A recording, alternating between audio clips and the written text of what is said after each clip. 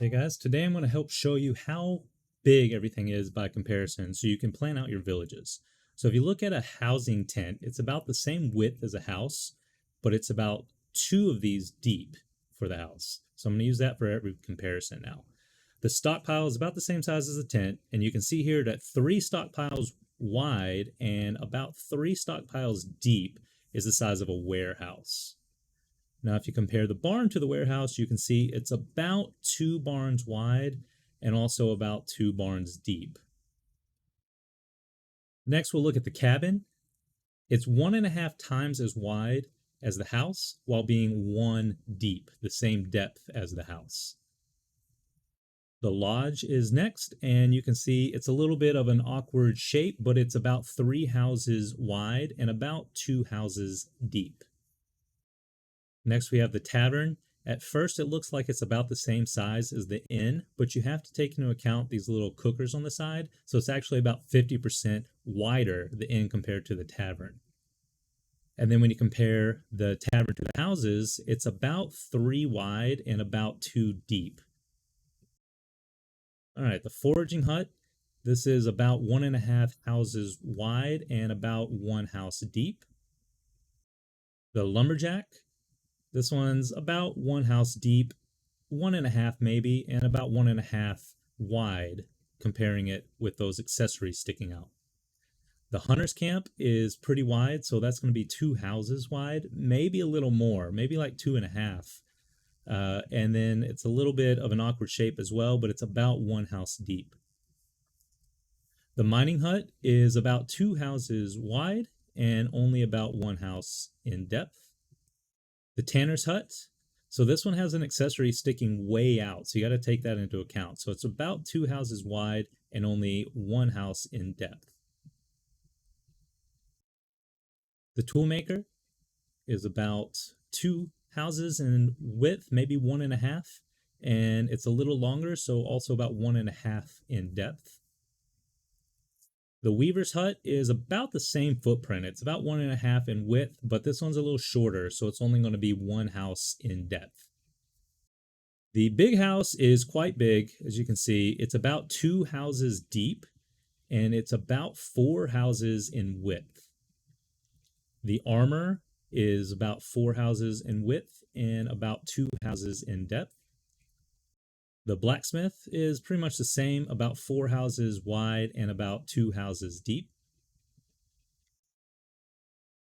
The coalburner is about the same depth as 1 house, but it's twice as wide, so it'll be 2 by 1. The lumbermill is huge. This thing is 5 houses in width and 2 houses in depth.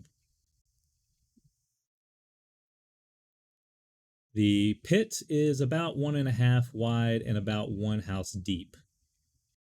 The smelter, this is about 2 houses wide and 1 deep. The workshop, this is 4 houses wide and about 2 houses deep. The windmill is 2 houses wide and 1 deep. Footprint does not count the blade. The blade can hang over a house or something right next to it. All right, so the cottage is the highest version of your personal house, and you can see it's about 2 houses deep, and it ends up being about 3 houses wide. The bakery also is about 3 houses wide, but it's only 1 house deep. All right, so the town hall you can see is actually quite huge. If you compare it to the houses, it's about 4 houses wide and it's about 2 houses deep.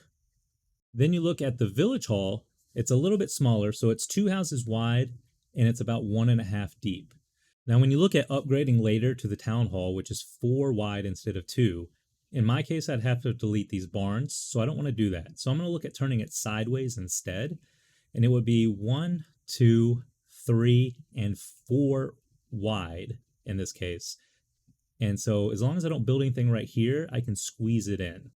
So looking at the toolmaker and the weaver's hut, those combined are going to give you about the same footprint as either the armor or the blacksmith. So in this case, I'm going to delete both of those to make room for one of those.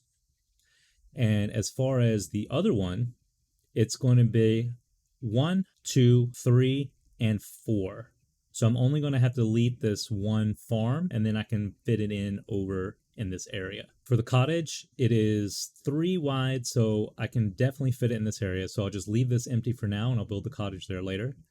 The big house is hard to fit anywhere, but since it's only about 2 deep and 1, 2, 3, 4 wide, I can definitely fit it in here once I upgrade storage and get rid of all those. All right, so I hope that helped you out. You're going to need to leave plenty of room around stuff, as you can see I did here. That way when you upgrade, you have room to grow without having to delete everything or start all over. So you can see here I marked what represents the border of the starting city.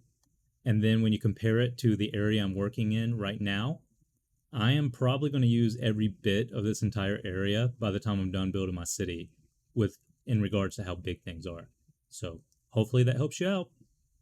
Thanks for watching. We'll see you in the next video.